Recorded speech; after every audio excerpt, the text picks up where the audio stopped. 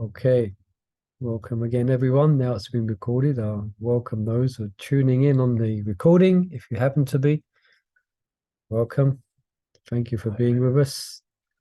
Let's offer some prayers to Srila Prabhupada before we begin with chapter 5, text 16. Okay, Nama Om Vishnu Pataya Krishna Vistaya Mutale Shrimati Bhakti Vedanta Swami Namane Namaste Sarasati Teve Kauravhani Shanine Nivasisha Sunya Vahadi Prashtatara Satanine Jai Sri Krishna Chaitanya Prabhu Nityananda Shri Advaita Gadadhar Shiva Sari Gaura Bhaktavinda Hare Krishna Krishna Krishna Hare Hare Hare Ram Ram Ram Hare. Yeah, I was just about to mention that, but it looks like you've already done that. If you want to change your name for future reference, it's quite easy. You just hover, you click on the participants, and the list of the participants will come up. Then you just hover on your name and you click on more. Then if you go down, what comes up there, you can rename.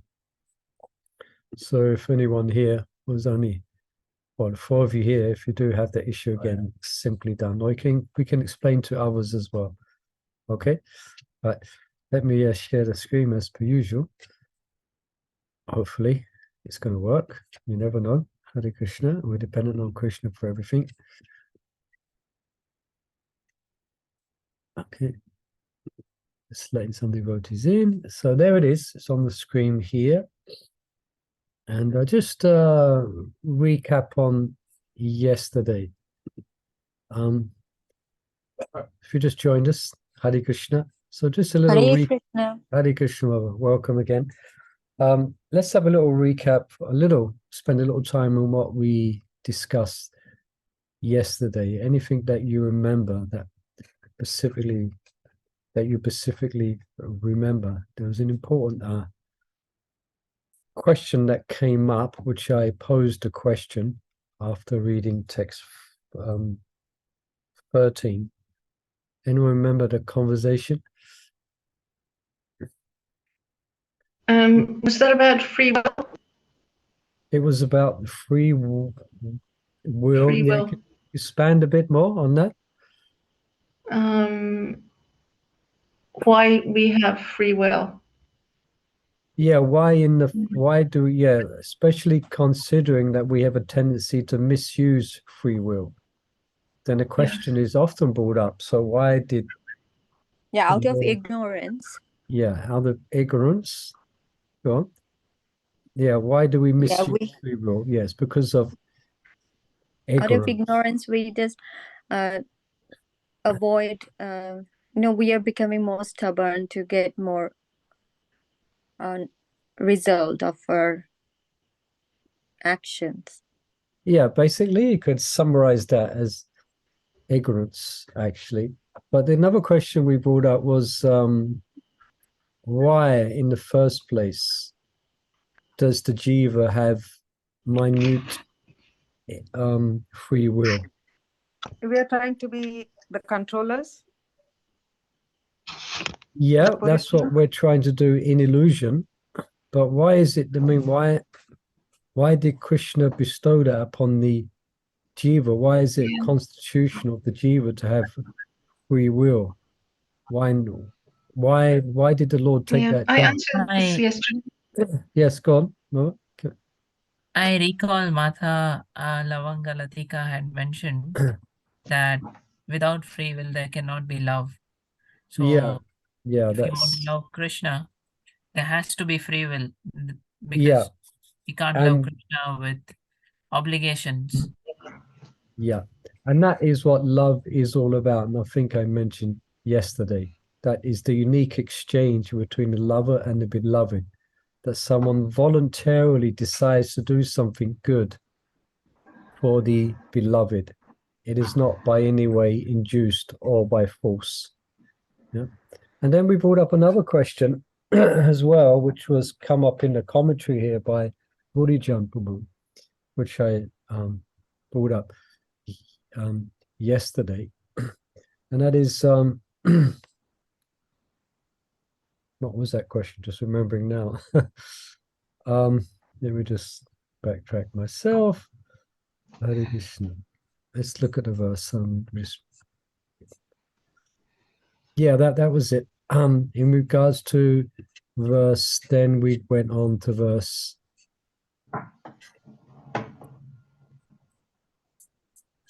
here.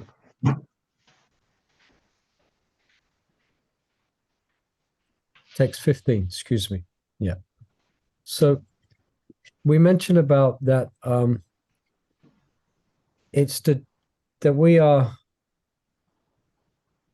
let me just go back to the first verse, excuse me. This verse. The embodied spirit, master of the city of his body, does not create activities. Right? So basically this verse is explaining everything is enacted by the three modes of material nature. So then I posited the question then how are we to blame for our activities? Because the modes of material nature are empowered to move and act by the Paramatma, by the Supreme Lord. Do you remember that part of the discussion?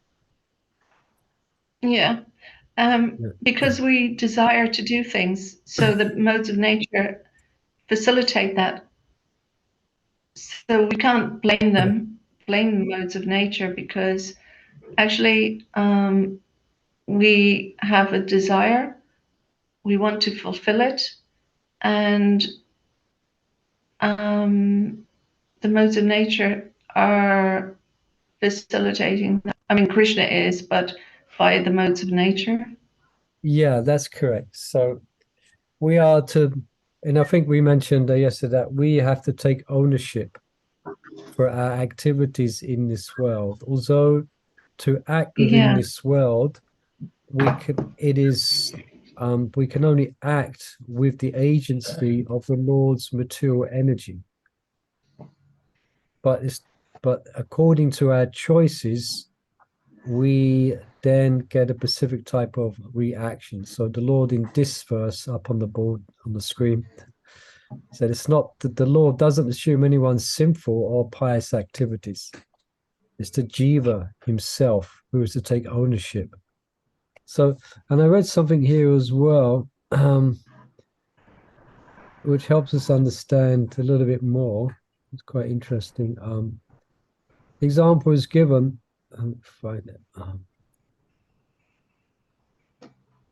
Yeah, I'll just read this here. How the living entity is in a tight grip of material nature is the doer can be compared. So it gives the example just like a small boy is trying to lift a weight. Sometimes devotees give the example of driving or riding a bike, right? Let's just give the example of, say, riding a bike. They're too small to ride a bike. They can just about sit on the seat, but their feet cannot touch the ground, you know? So playfully, they're trying to ride the big brother's bike. Yeah. So then the big brother or the father comes and they sit in the seat.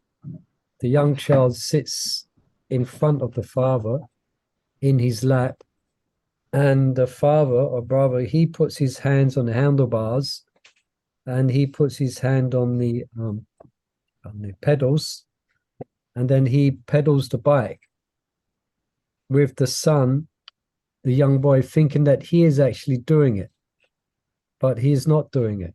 It's all being done by his elder brother, or he can choose the father if you got a choice, the father or the brother. Yeah. So in that way, yeah, thus the father is actually riding the bike, but he cannot be considered the only person involved unless the young child had a desire and expressed the attempt to ride the bike. Then the father would have never helped. You understand? Yeah. It's that back to the point that was made, that was correctly made. It's like the jiva decides to engage in an activity, and then we have a body and we have the material facilities given to us by Krishna. So in that way, we are using the assets according to our knowledge of ignorance, that's how we will engage in the material world. So anyway, that's what we covered yesterday. And we're going to carry on in that theme with number 16.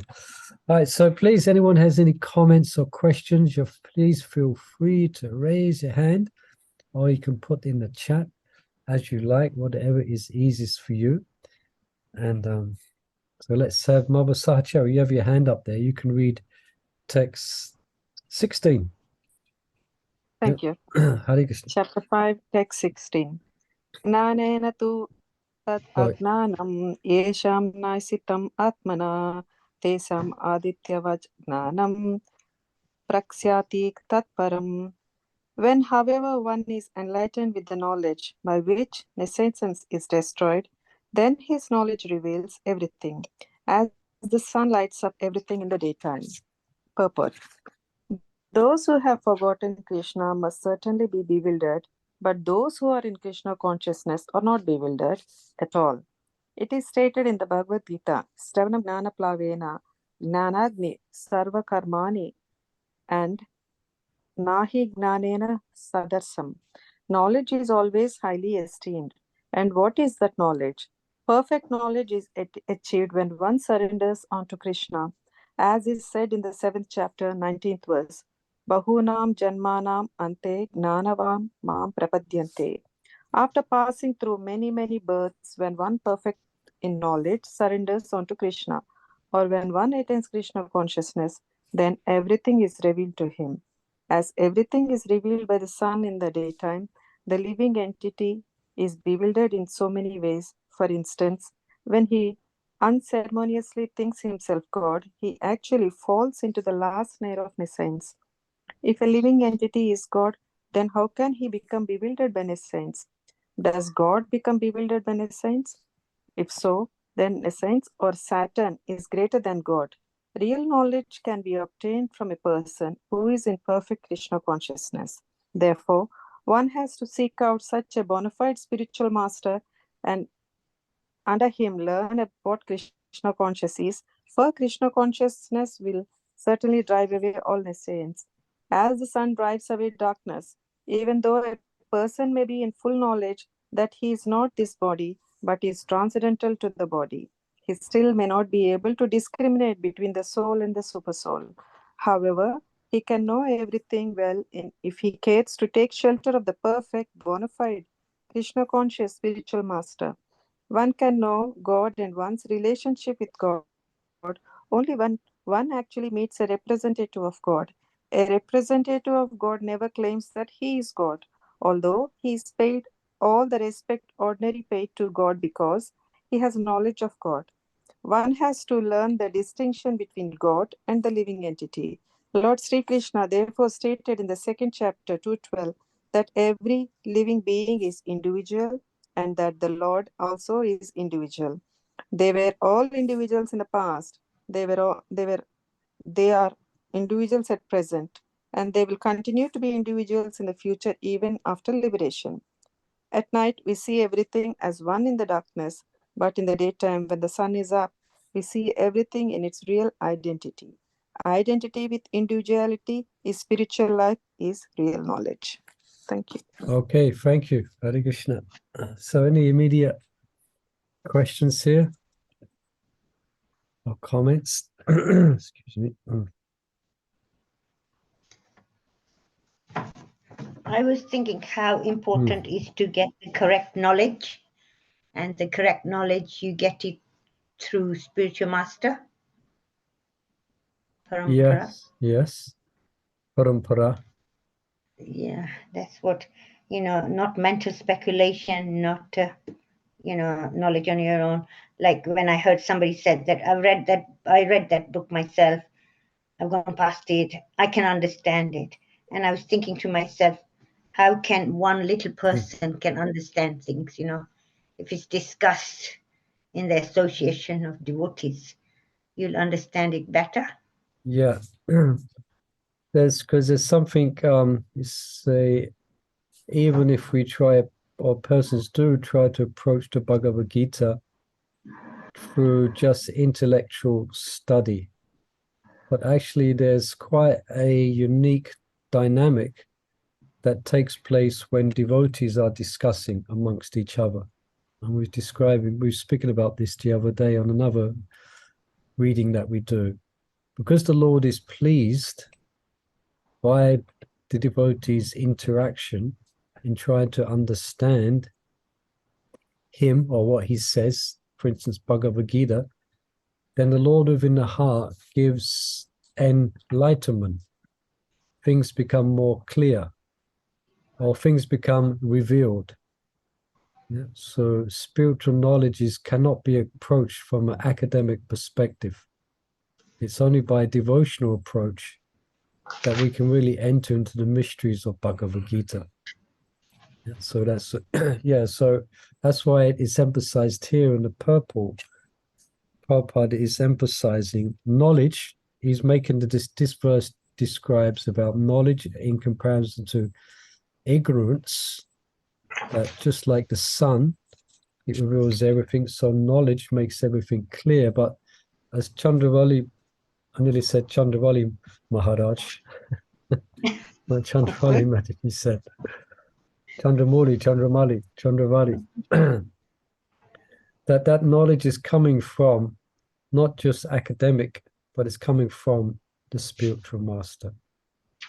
So when we speak about spiritual master, as described in Gita, there's a dynamic of service to the spiritual master.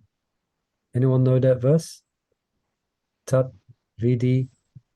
Panipatena, Pariprasana. Pranipase sevya upadekshayanchatejanam jnaninas tattvadarshana. Yeah. Anyone know the translation? Roughly. Don't have to get exactly. But...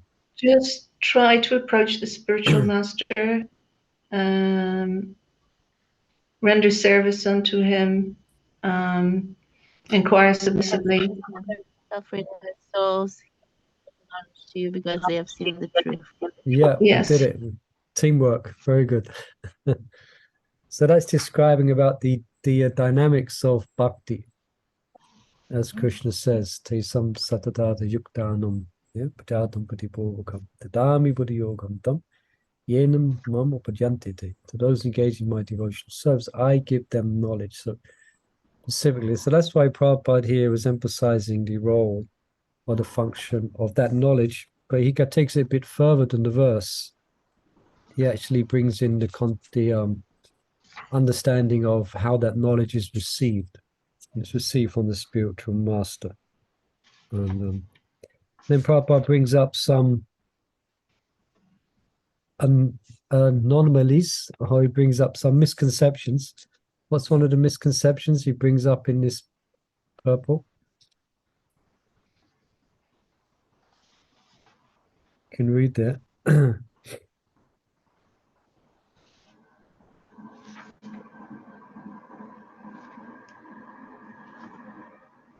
In the latter part of the purple, Prabhupada brings up could say philosophical misconception. Is it true? That people think they're God. Say again, that? That some people think they are God. Yeah, some people have a bit of a problem. They're illusions of grandeur. They think they're God. Now, we mentioned before, some people literally think that they are God and they created the universe and everyone should serve them. But for most persons who are Gyanis or impersonalists, their concept is that everyone is God. Yep. But the point that Prabhupada brings up here is that the reason we are here in this material world and we are suffering because God forgot that he was God. Yeah, it doesn't make sense. Of course it shouldn't, because it doesn't make sense. So that's what Prabhupada brings up this here. So he brings up, well, then Prabhupada counters that. Okay, let's take, at least for the argument's sake, that we are all God. But then how can God be overcome by Maya? Prabhupada says here, and he uses the word, interesting, uses the word, anyone can see a word that Prabhupada uses quite interesting. He refers to the Christian doctrine. Satan. Satan, yeah. I think it's one of the only places he uses this word. Perhaps in the Bhagavad a couple of times. Yeah. He says, let's try and find it again. Where is it? I think he says nescience is Satan or something like that. I noticed Yeah, that. he says nescience or Satan is, so that means that nescience or the material energy or it is greater than God because it overcomes God. So then he mentions the word Satan. So sometimes in some Christian concepts, Satan is actually a competitor to God. Yeah, but there is no competitor, and they personify the material energy in the form of Satan. It's a whole nother discussion. We won't go there. But Prabhupada brings that up and he counters that. Yeah. Yeah. And he mentions also that a representative of God never claims that he is God, although he is paid all the respect ordinarily paid to God because he has knowledge of God. So he's representing the Lord, so he's to be given great respect. But the respect he takes that on behalf of the parampara, on behalf of the Lord. He doesn't accept it personally. So you understand, there's another point we're bringing out here. Shakshat dat Vidvena. So someone who's representing God, they are to be treated as good as God, which is sometimes confusing.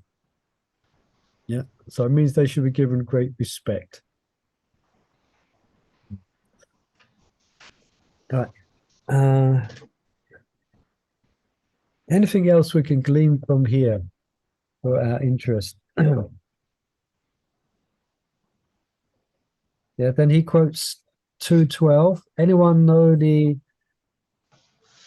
rough paraphrase, chapter 2, text 12? You can cheat if you want and look in your Bhagavad Gitas. Mention.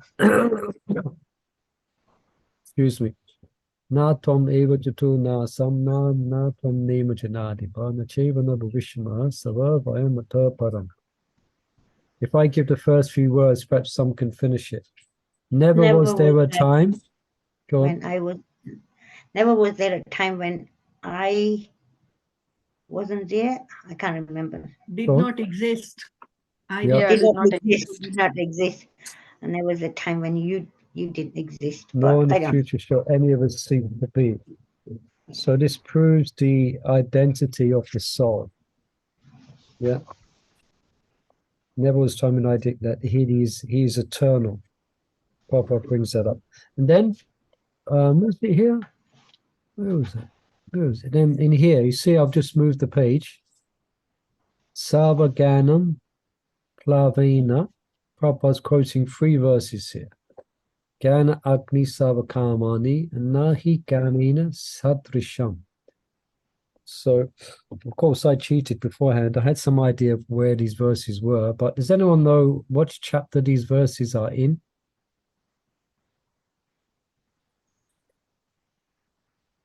Dhananjaya?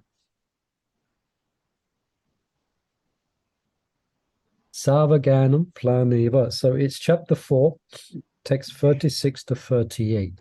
So it's glorifying transcendental knowledge. So I've got the bookmark here. I'll just read it. So it's a nice here. This Savagana Planeva. So this means this is the boat of transcendental knowledge. So Plavena means boat, I think, in Sanskrit. So the boat of transcendental knowledge, it means even if you are the most sinful of all sinners, when you are situated in this transcendental knowledge coming, as we heard, from parampara, and the results of it is given here, it reveals everything. Even if you're considered the most sinful of all sinners. So just contemplate that for a few seconds, but a few seconds only. of all the irreligious persons, the most irreligious person, the worst of the lot, the most degraded person, we could say. If they take to the process of bhakti, and they obtain transcendental, they will cross over the ocean of material existence. This verse is nice. If you are considered to be the most sinful of all sinners, when you are situated on the boat of transcendental knowledge, you will be able to cross over the ocean of miseries. Right? So sometimes we're faced with quite waves of anxiety in difficult situations in life. Sometimes it can be quite overwhelming. But we shouldn't underestimate just the effect of sitting down and opening up Bhagavad Gita and reading it and taking shelter of it. Yeah. We shouldn't underestimate the effect. Of course, sometimes we're so disturbed that we cannot do that. It's difficult to do that sometimes because we may be so disturbed that we're so disturbed that we're so disturbed that we're so disturbed that we don't even think of sometimes. So yeah, we can cross over this ocean. We can cross over misery. Yeah, by reading Bhagavad Gita, by transcendental knowledge. Yeah? So that's the first one. Savaglana planeva. And the pla vena. The next verse is 37. As a blazing fire, Gana Agni Savakamani. As a blazing fire turns firewood to ashes, so does the fire of knowledge burn to ashes all the reactions of material activities. And then he mentions Nahi Ganena Sadrisham. That's text 39. Text 37, excuse me. Text 38, excuse me. In this world, there's nothing so sublime and pure as transcendental knowledge. Such knowledge is the mature fruit of all mysticism, and one who's become accomplished in this practice of devotional service enjoys this knowledge within himself in due course of time. So remember, we read that not far back. That's the end of chapter 4. Yeah. So Prabhupada is referring to those 3 verses here. It is stated in Bhagavad Gita, glorifying transcendental knowledge. Yeah. Yeah. But there's nothing so sublime and pure as transcendental knowledge. Yeah. Sometimes you buy things in India and they claim it to be pure. Yes, best is pure. One time I was trying to buy some medicine in India, and and he gave me 2 choices. Well, he gave me one choice, and one choice was quite expensive. So I asked him, "Do you have any more? Because this is quite expensive." Excuse me. Then he gave me another make of the same medicine, which was cheaper. So I said, "Which one's best?" And he pointed to the most expensive one. I said, "Why is it best?" He said, "Because it is pure." It didn't have pure on it. It's just a buzzword. It is the most pure. It is pure. So you should buy the most expensive one. And I bought the most expensive one. I thought, okay, what can you do? But actually, the purest thing, the best thing in this world is knowledge about Krishna. It's the best thing you could have. Better than the full up bank account. Better whatever you. Best thing you can own is transcendental knowledge, because that's going to save you from misery. Money is not going to do it, or material possessions is not going to do it. That's why transcendental knowledge is celebrated as sublime, and nothing so sublime in this world. And we're gathering it now. We're reading Bhagavad Gita. So I'm going on a bit here. Any more questions here, or things we can glean here? Yeah, I want to ask you something. Yeah, please. sometimes I find reading Bhagavad Gita is quite difficult to understand. And yet when I'm reading, the books that we're doing, other books that we're doing, I can kind of follow it. Why is that? I'm thinking to myself. I'm just saying, have you picked up the 4 verses and have you kind of lined them up to understand? I mean, I can't understand in that way. Like basics, I can understand. Yet when we're reading those other books, I kind of follow things a bit. Anyone else would like to answer that? Mother Chanavali, she's expressing that she finds Bhagavad Gita because we study different books. Of the books we may study, Bhagavad Gita can be a little bit difficult to penetrate. Well, something comes to mind. Well, it's a fact. Bhagavad Gita is easily misunderstood because Krishna speaks in, even Arjuna says, you're speaking equivocal words. It's not, so that's why Arjuna was asking questions to Krishna to get a clear understanding. So I think, Mother Chandravali, that Arjuna also had the same, not problem, but he mentioned to Krishna. So so therefore it's good to study Bhagavad Gita. Bhagavad Gita is really for studying. It's not just for reading. Although you've got to start somewhere. And that's why we have places like, for me, before I do this class, I consult 3, 4, 5, about 5 commentaries on each verse that we're going to cover, if I've got time. So we can just admit, it may be difficult to study, but if we study together, and as we should study it and try to understand it. Yeah, because we keep saying, oh, Bhagavad Gita is ABC, Srimad Bhagavatam is this, and CC is the postgrad. And then I'm just thinking, why am if it's ABC, I'm still not understanding ABC. So then where am I going to do? So that's how you could say that's one of our problems. Let's get the ABCs down, and then we can understand other aspects of rasa tattva and things like that, But honest, thank you for sharing that. I hope this reading is helping you to understand. It's definitely helping me.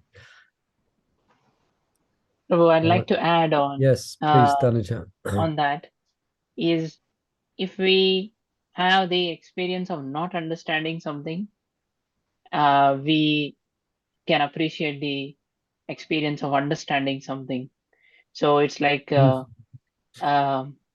if we have cold, we can appreciate the importance of warmth. So they are both like the aspects of life. You don't understand and you understand. So it's like Krishna says to tolerate in both situations. If you don't understand, that's also fine. If you understand, that's also fine. It's like we can keep endeavoring what we want, and things will fall in place. Yeah, if I can summarize what you said, I think you're saying just a challenge. It's a welcome challenge. Is that what you're saying? Okay, it may not seem evident what we're reading. We may not have a clear idea of what we're reading. So that presents us a challenge to go deeper. Yeah, that is also one way. And other way is that it is not necessary that we understand everything every time. No, good point. Yeah. Yeah, Yeah. So it is okay if we don't understand something, but we can keep endeavoring, and one or the other day we'll able to appreciate the point that we were missing out earlier, or we were not understanding. Yeah, very good point. And that reminds me of a little phrase I read today. I was just flicking through a book, Vedanta Sutra. I picked up, read it, looked for it for a few minutes. I was reading it some time back, but then got a bit too much, very technical. But there's one explanation, description of sadhana. It describes that it has to be repeated. You have to repeat it. You have to read, like, for instance, the reading of Bhagavad Gita. You have to read it and read it and read it and read it again and again. You know? So it has to be repeatedly Sure. read. Yeah. Yes, Hare Krishna.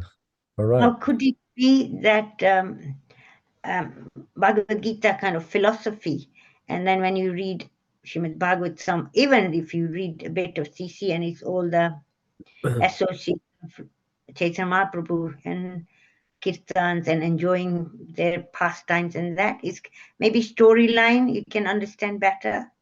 Yeah, that's a good point as well. Bhagavad Gita is philosophy, philosophy, philosophy, and philosophy. Yeah. Bhagavatam is philosophy and Leela, Leela, Leela, Leela, philosophy, philosophy, Leela, Leela, pastime, pastime. And Chaitanya Charitamrita has, especially in the beginning, has Krishna's Kaviraj gives lots of philosophy, but then that philosophy is shown within pastimes, stories. Yes. So in that way, it may be easier to grasp. Yeah, so that's a good point. Prabhu, Yes. and Please. I wanted to comment on this one as well. The time when I was introduced to like this Krishna consciousness philosophy, and I was getting more deeper into it, trying to understand it, I realized that Bhagavad Gita was like a guidance book, but in order to fall in love with Krishna, Bhagavad Gita is not enough. If you want to fall in love with Krishna, you have to listen to pastimes from devotees, from devotees who are already in love with Krishna. Even if you read Bhagavatam, you won't. It is difficult to fall in love just by reading.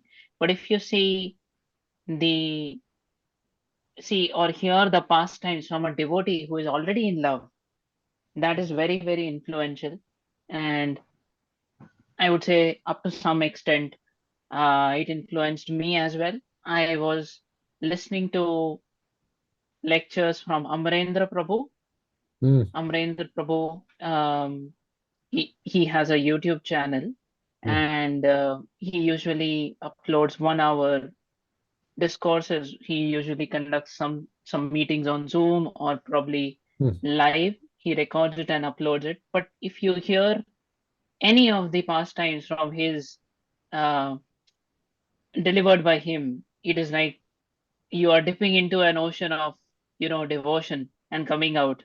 It is so filled with devotion, and that makes you get closer in love with Krishna. All the pastimes. Yeah, good couple of valuable points you brought out there. Yes, Bhagavad Gita, though, it depends on our adhikar and our qualification. Like, for instance, Lord Chaitanya Mahaprabhu, when he was touring in South India, there was one Brahmin who was being ridiculed by other Brahmins because he was illiterate. Those, if someone's know this story. And his spiritual master told him to read Bhagavad Gita. But he was more or less illiterate and he couldn't read. But when Lord Chaitanya Mahaprabhu, and he was made of mockery, because especially in South India, they study Sanskrit very deeply in some of their traditions, and so they like to see themselves as great scholars and great pandits. But here was this Brahmana who couldn't read, so he was kind of a bit of a butt of people's jokes. But he was had tears in his eyes when he had Bhagavad Gita in his hand, and those Lord Chaitanya asked him, "What is it? Why are you tasting so? What is it that you're feeling? Why are you in so much what looked to be ecstasy?" And then he described how he very much was always spiritual master told him to read Bhagavad Gita, and he is doing, but he is unable. When he thinks of, there's a picture there of Parthasati, and when he envisions Krishna taking a role of a charioteer for Arjuna, he becomes overwhelmed with affection for Krishna. So here's an example of someone who didn't have any so-called, couldn't read Bhagavad Gita because of his adhikar, because of his purity, then he was able to appreciate very much Krishna. So so that first point you made, Dhananjay, just making that point. Yes, what you're saying is one sense correct, but in another sense depends. Someone with adhikar, they may read Bhagavad Gita or just see a picture of Parthasati and become overwhelmed with love and affection for Krishna. And your second point, it's a very valuable point as well. I couldn't think of it exactly, but just paraphrasing one verse.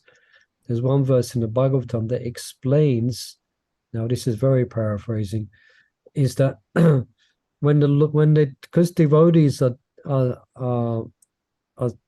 absorbed in love of Krishna, then when they speak about Krishna, then Krishna's manifest on their tongue, manifest in their words.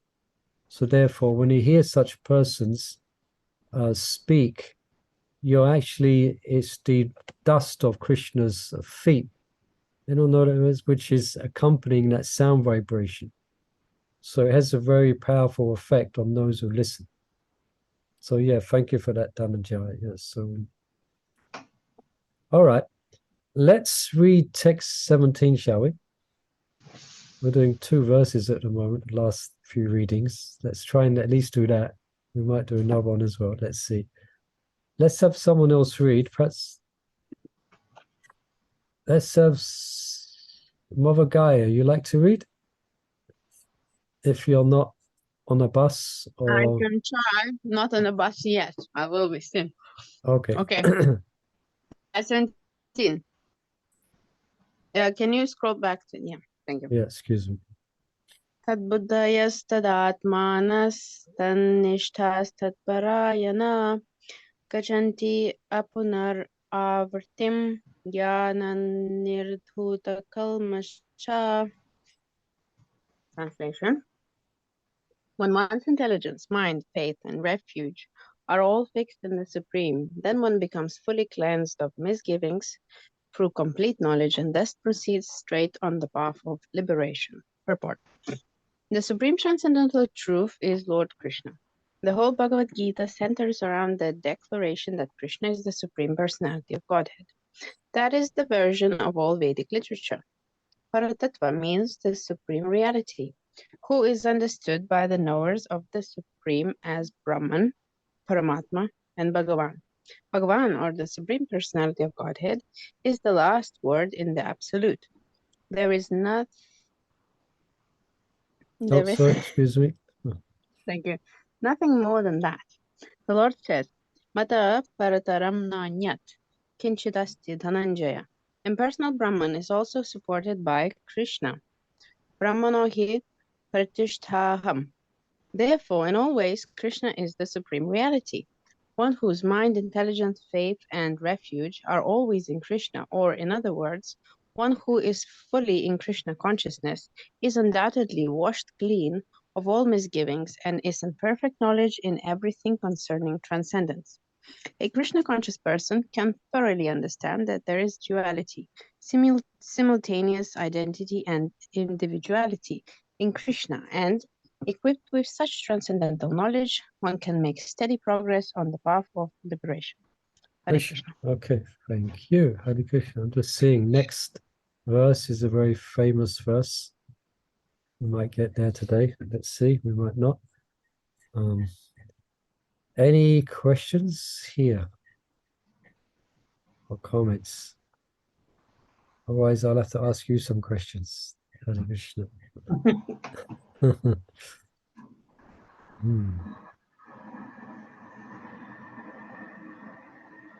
So, Prabhupada, those who read Prabhupada's books and study his books, his purports, more or less, he is paraphrasing verse after verse. Yeah. Like there's probably more verses he's paraphrasing here that I probably do not know of. But here he's quoting from the Srimad Bhagavatam. first canto, which describes the Supreme as Brahman, Paramatma, and Bhagavan. Yeah.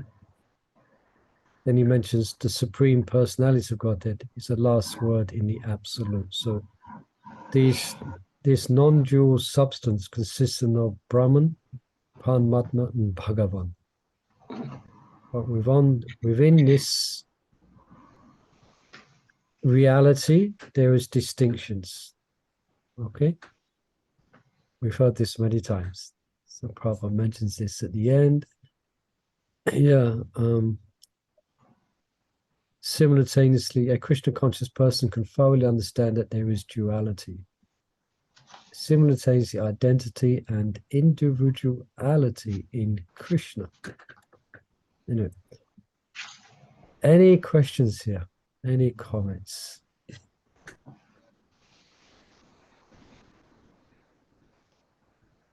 And this verse here, Mata Paratanam Nyanyat Kinchit Asti Dhananjaya Mayam Savam Idam Protom Shrutukana Mana Eva. Anyone know what can paraphrase this translation? To this Mata Paratanam Nyanyat Kinchit Asti Dhananjaya Mayam Savam Idam Protom Shrutukana Mana Eva. It's a nice poetic description. That he is the Supreme, and everything rests upon him as pearls are. Anyone know what's coming next? Threaded on a string. Yeah, as pearls are strung on the thread. So this is the knowledge which is revealed to the devotee. Everything rests upon him. This material manifestation, well, it's manifested by his potencies. It rests upon him. It's annihilated by him. Yep. So one's intelligence, mind, and faith. Intelligence, mind, faith, and refuge. What does refuge mean? Shelter? Solace. Yeah, solace, refuge. So that's where we go if we want shelter or solace. Yeah. And I think we mentioned before that this is an important point because there's things, places, things we watch, places we go, things we take when we're struggling in this world. Yeah, we go for refuge. Like, for example, I live in central London, and I live in an ashram just outside the temple.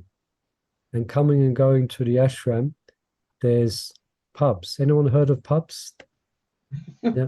It's where people drink.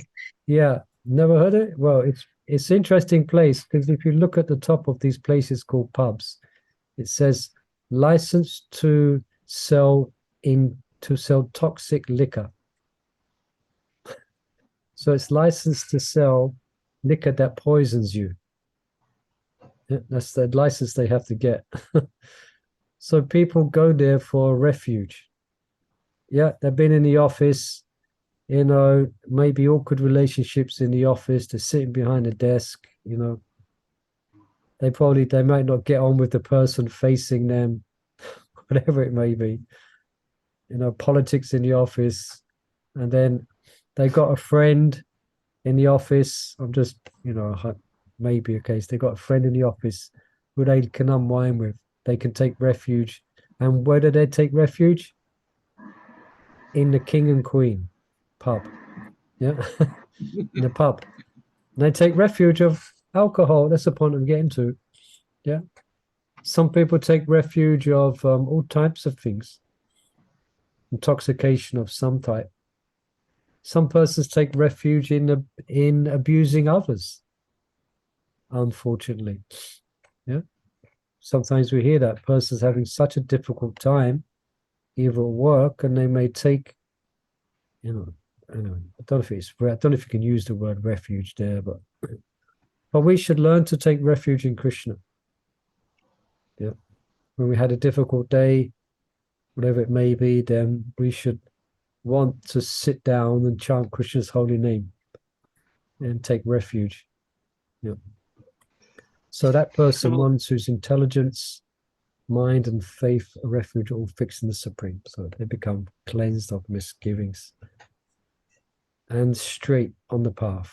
Yeah. No deviations, left or right. They go straight. What's the word for straight? Let's look here. Prabhupada doesn't, it's not here in a word to word. Prabhupada uses it in his translation. Gachanti, go. Yeah.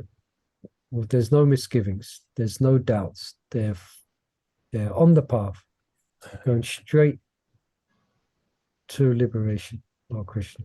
All right. Anything else here? Otherwise, we can have a little peek at the next verse. I can read this Prabhu, verse Please, excuse me. I'm because coughing here today. sorry, I can read this verse because I learnt it Okay, many, go many ahead. years. So Thank you, Bharaji. this is a well-quoted verse from Prabhupada. If you want to learn any verses in Bhagavad Gita, this is a nice one to learn. It's very good. Okay, go ahead, Mother Chandra. Chapter 18. Prabhu, Yes, Danja. I had some reflections to share on Please. the previous verse.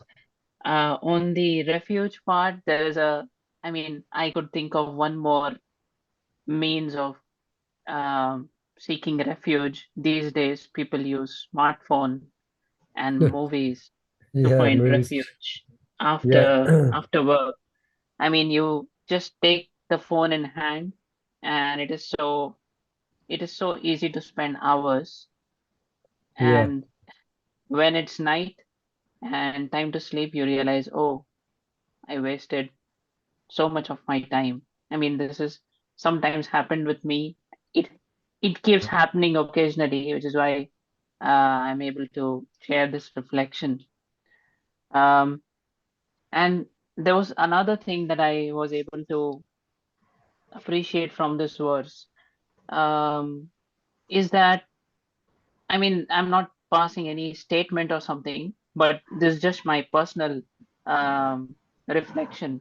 It is like, this verse, I am able to relate this verse with the people who are serving in army, and who have already conquered that. They So whenever they go on a operation or on a war, the army units, they've already accepted before even entering the action. They already accepted that they are going to die, and then they go inside and do whatever they want, and then maybe emerge victorious. So they already, um, I feel they are already like fixed up, um, at this stage, like Prabhupada is mentioning. Um, Sorry, is this the same verse, or That's the verse we just read. This is one here, yeah? And one's intelligence, mind. yeah. So yeah, based on the purport, I was, able to relate this verse with that. Okay, People thank you. living in army. Yeah. All right. But take your word. I couldn't quite get the connection myself, but let's just go ahead. Thank you for sharing that. Yeah, they have complete refuge. Okay, so I mean, you mean they have their mission and they're sold out to service to the king and to serve so-called king and country. So the refuge. All right. So Mother Chanavali, we might not, let's have a look at the size of the purple. Not so long, but perhaps we might just, what's the time? Leave it till tomorrow. Next week. Let's just read the verse. Just read the verse now, and we can pick this up next week, because it'd be nice to spend a bit of time rather than we got 4 minutes. You can go ahead, read the Sanskrit. Vidya vina sampane brahmane kavi astine sunichaiva swapakecha pandita samadarshina. And the translation, the humble sage is, by virtue of true knowledge, see with equal vision a learned and gentle Brahman, a cow, an elephant, a dog, and a dog-eater outcast. I like this because I try and use it in my thinking. Yeah. The humble sage, by virtue of true knowledge, sees with equal vision a learned and gentle Brahmin, a cow, an elephant, a dog, and a dog eater. So, yes, Hare Krishna. So tempted to speak a bit on this, but it's a little bit, I guess. I was thinking, like, we trying to see Krishna in everybody, in everything. So this kind of helps, Yeah, see it does. So, so this is the vision. Again, back to the last verse. This is the results. This is how they view the world. Yeah, they do not, because mainly we knowingly or unknowingly, we may judge persons in a biased way. Yeah, we may have some bias towards them just by say, for example, I say this is just an example. I'm not saying anyone here does, but it may be if you was to meet a Russian person who has let's just say a Russian person, because of what's going on in Ukraine or what we hear about, you may have a bias towards that person. That person may not be the supporter of the activities at all, but just because he comes from that country, you may view them in a certain light. It may even be unconscious that we may do that. Yeah. And you could give many other examples in that regard as well. Like say sometimes we hear these, I don't want to bring the example out, that example, it's not very nice to hear, but yeah, I won't. But see a gang of persons do something to someone, something unmentionable. Then when you see persons of the same age and from the same country, you think, oh, perhaps they are like that, those group of persons who did this abominable crime. But here what's being mentioned is that someone with real knowledge, they do not consider what they're seeing from a material perspective. They see more that they're part and parcel of Krishna, regardless of what body they are in or they are not in. Yeah. The phenomena that strikes them when they see people here, so that's why they see equal vision, because they see everyone ultimately as a soul and as a servant of Krishna. They are not making any distinction based on material bias at all. So therefore, they treat everyone equally, but also they act with intelligence, as Prabhupada would often quote in this verse. It doesn't mean if you see a tiger, then you go and embrace the tiger. Yeah, that will not be very intelligent. Because the tiger might not embrace you, he may eat you. All right, let's stop there then, 7:00. So thank you everyone for joining us. We come down to a dedicated Bhagavad Gita crowd, Bhagavad Gita enthusiasts. I hope these discussions are helping us to understand Bhagavad Gita. And please join us next week. It should be fine next week. Yeah, I'll be in station here next week. So let's read this purple verse and purple next week on Tuesday. Okay. I wish you a very Krishna conscious weekend, and Hare Krishna, Krishna Krishna, Hare Hare Krishna. Hare, Hare Ram, Ram Ram, Hare Hare, Hare Krishna, Hare Hari Bol. Bol.